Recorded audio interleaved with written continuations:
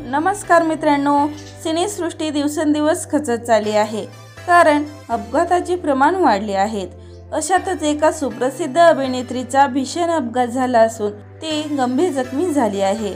तर चला पाहूया कोणती आहे ती अभिनेत्री व काय आहे संपूर्ण माहिती। तत्पूर्वी फिल्मी बायोग्राफी या यूट्यूब चॅनलला नक्की सबस्क्राइब करा।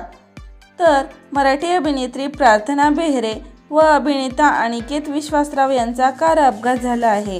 ते मुंबईहून कोल्हापूरला मस्का या चित्रपटाच्या प्रसिद्धीसाठी जात असताना त्यांच्या कारला लोणावळ्याजवळ भीषण अपघात झाला।